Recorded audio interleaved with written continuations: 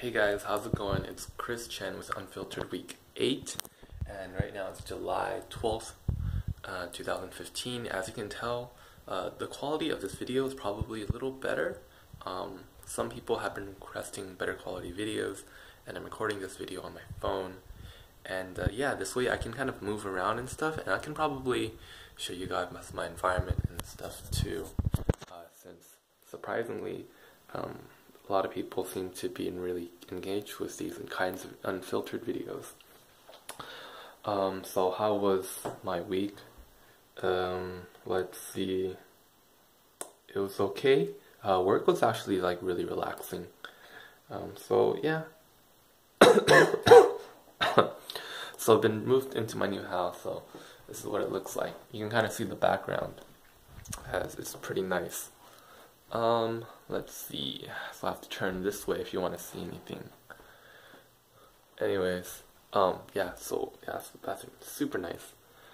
One thing I do want to talk about is the use of 10 times goals. Basically, having inspiration, a KonMari, okay, I don't know.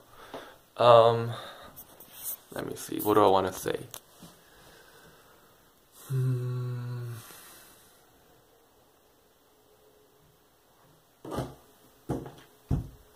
So I think I did Anime Expo last week, and this week I shut down, and oh shit, it's hard.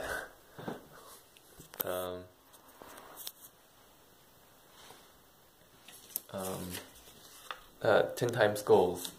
Basically, this is my goal list, and I put up some new inspirational goals for me, and for my name painting business. Before, it was just about like making some money. Now I updated my goals as to have genuine passion and love creating the work I create, and be joyous with that. So I'm incorporating KonMari into my work. I'm having my work spark joy, you know, which is pretty cool, because when you are so joyous about your work, it becomes almost effortless. And that's something that Michael Neal talks about in his audiobook, Effortless Success. And when you apply KonMari to your work, things start becoming effortless. And that's basically a connection I made, and it was pretty cool. Another thing that I put in was I want to be world famous and have 1 million subscribers, fans, or likes in terms of my artwork. And that's pretty cool. It's a 10 times goal. Which means that it's so big that once you start thinking about 1 million, you know, you start changing the way you think. If I were to just have like, right now I have like 2,000 subscribers on YouTube. If I were to be like, okay, I want 10,000 subscribers, you know, I probably wouldn't do anything different. I would probably check back in a year and be like, oh cool, I'm at 10,000, whatever. I don't need to do anything different. But if I said to myself, I want to be at 1 million subscribers, then I really need to change my strategy and start to think like, how is that even possible? How do we get 1 million? You know, my third goal for my name painting business is I want to sell a painting for $10,000, $10,000. And again, that is a huge goal. I've done works where I've, you know, done illustrations that, you know, I built clients for about $1,200. And that's probably like the most I've done before. I've done invoices for like 2K, 2,000 for 3 pieces. So I'm thinking, if I were to sell just one painting for $10,000, how good would that painting need to be? You know, would it just be based on my reputation and fame? You know, like what would it take to sell something for 10K? And I think that's interesting. And another thing is I want to get 10 times better at theme park illustration, you know. So I took the best guy I can think of, and I'm like, okay, this guy's really good. How do I become 10 times better than him? And I think, to me, I mean, like, this guy who's like really good, his name's Greg Pro. He's great style, you know, but he kind of draws in one fashion, and he's known for his iconic style.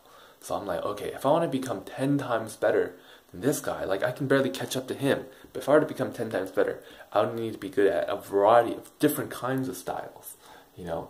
I want to get my skill up to his level of technique, and I can eventually do that by studying. And also, I want to improve my design, my style and taste, because I'm younger, so I'm probably more flexible to like the modern hip IPs and stuff.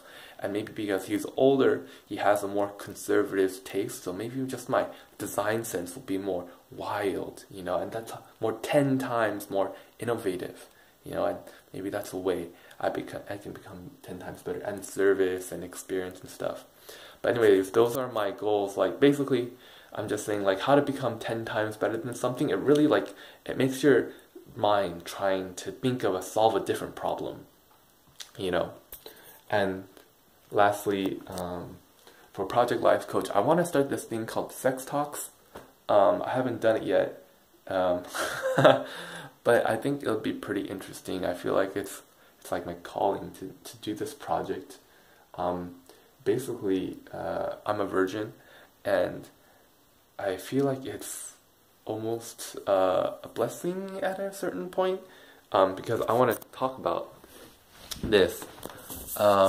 Why I feel like a lot of like young guys, especially, you know, I've been through this, like I feel like, oh man, like being a man is about like having sex with like a lot of girls, you know, and maybe that's in my mind subconsciously because of media or whatever, and movies especially, but it's like it's something I want to talk about, and you know, story tell and express my story and stuff like that.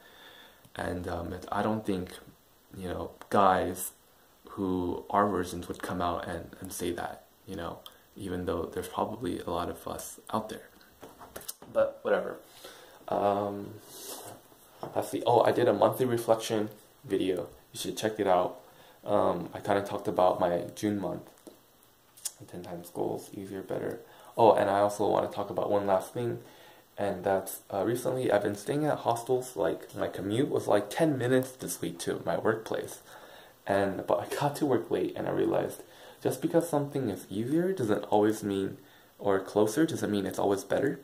Like sometimes I'm at home and it's super comfortable here. I ended up sleeping at like almost 12 yesterday, and it's just, you know, I get kind of lazy and complacent and I get too comfortable. Other times when, you know, I'm at, you know, uncomfortable in like a hostel, or, you know, another person's like Airbnb, you know, it's not the most private, comfortable. I sleep early and I wake up really refreshed. So it's almost like counterintuitive, really interesting. Okay, that's about it for today. 8 minutes, bye.